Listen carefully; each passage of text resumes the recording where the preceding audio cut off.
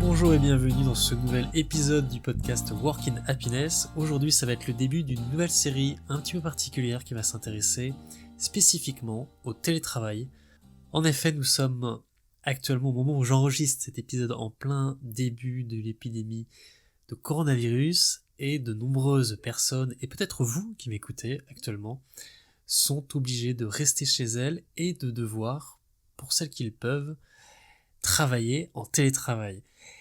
Pour beaucoup, cela va être la première fois et il y a de nombreuses habitudes à prendre pour réussir à travailler en télétravail. C'est pas quelque chose qui est naturel, c'est quelque chose qui est au contraire plutôt contre-intuitif au départ, mais qui doit s'apprivoiser et il y a de bonnes habitudes à prendre. Donc, chaque épisode de cette série va s'intéresser à une habitude en particulier et l'objectif, ça va vraiment être de vous aider à mieux travailler depuis chez vous pour pouvoir continuer à faire tourner les entreprises, l'entreprise qui vous emploie, et à pouvoir continuer à vivre, puisque on va devoir faire face à une épreuve d'endurance pendant 1, 2, peut-être 3 mois, je ne sais pas. Dans tous les cas, le télétravail est une option, mais même plus que ça, c'est une nécessité et ça va le devenir de plus en plus. Mais il faut le voir aussi comme une opportunité, apprendre à faire du télétravail aujourd'hui, apprendre à travailler en équipe de façon décentralisée en utilisant les outils d'Internet. C'est une chose qui pourra être utile dans l'avenir et aujourd'hui, c'est une urgence, une nécessité pour beaucoup d'entre vous. Aujourd'hui, le premier conseil auquel on va s'intéresser, c'est le lieu de travail. Pour réussir à être performant en télétravail, la différence, c'est que vous n'avez pas accès à un bureau d'entreprise, vous n'avez pas accès à un environnement qui est là à la base pour vous aider à travailler, pour vous aider à vous concentrer, et évidemment, pour permettre les échanges les uns avec les autres, au-delà bien sûr d'avoir les bons outils pour travailler. Alors si votre travail aujourd'hui vous permet de faire la plupart de vos tâches sur un ordinateur, alors vous pouvez le faire en télétravail. Vous pouvez le faire depuis chez vous sur votre ordinateur. Ça nécessite, en revanche, de pouvoir vous conditionner de la même manière que vous êtes conditionné dans votre entreprise, dans les bureaux de votre entreprise. En réalité, on s'en rend pas forcément compte, mais lorsqu'on sort de chez soi, qu'on arrive au travail, qu'on se met sur son bureau, on est dans un univers, on est dans un cadre spatial, on est dans un cadre sensoriel, et on est en réalité conditionné pour qu'à partir de ce moment-là, on soit capable de travailler. En réalité, notre cerveau s'habitue aux conditions dans lesquelles il doit travailler, et c'est en fonction d'un certain espace, d'une certaine sensorialité, de certains événements, qu'on, petit à petit, on arrive à se mettre au travail. Pour réussir à faire ça de la même manière chez vous, il faut que vous vous créez votre propre conditionnement. Il faut que vous vous créez déjà votre propre univers spatial et sensoriel dans lequel vous êtes à un instant de travail. Donc moi ce que je vous conseille c'est réserver si vous le pouvez une pièce juste pour cela.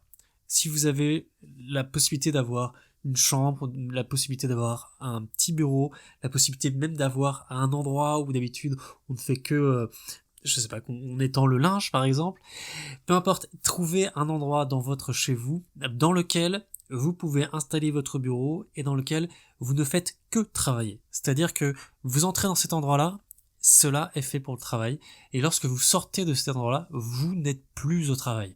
D'une certaine manière, vous créez votre mini espace de travail, votre mini bâtiment de travail, mais chez vous. Et c'est très important pour que vous puissiez être à l'aise, eh bien, de vous créer un bureau qui soit le plus pas vide, mais qui soit le plus ordonné possible, qui soit aussi le plus agréable, et que vous puissiez peut-être recréer des petits repères que vous aviez l'habitude de voir lorsque vous étiez au bureau pendant que vous travaillez. Ça c'est pour la première chose, donc c'est la recréation de son environnement spatial. Recréez-vous un environnement spatial.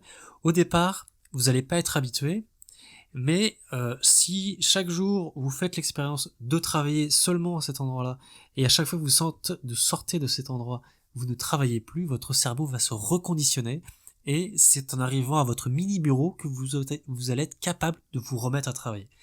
Première chose. Deuxième chose, c'est l'environnement sensoriel. à savoir, évidemment, il faut du calme. En tout cas, si vous aviez l'habitude de travailler dans un relatif calme, si vous êtes chez vous, qu'il y a votre femme, votre mari, vos enfants, vos parents, peu importe, il va falloir que vous recréiez un environnement sonore qui vous permette d'être capable de travailler. Ça peut passer par des boules caisses, ça peut passer par des écouteurs, ça peut passer par un casque que vous mettez sur vos oreilles. Recréez-vous de la même manière un environnement sonore qui vous permette d'être dans la bonne condition. Voilà donc le conseil pour aujourd'hui, c'est de vous reconditionner, de vous recréer un nouvel espace de conditionnement, qui soit un espace, donc un environnement spatial et un environnement sensoriel qui vous permettent de travailler efficacement. Voilà, c'est tout pour aujourd'hui. Chaque jour, on va donner un nouveau conseil. Voilà, ça sera un peu la nouvelle mission de ce podcast, de vous aider à travailler efficacement en télétravail, de continuer votre vie malgré les difficultés qui arrivent aujourd'hui et de ne pas vous laisser décourager.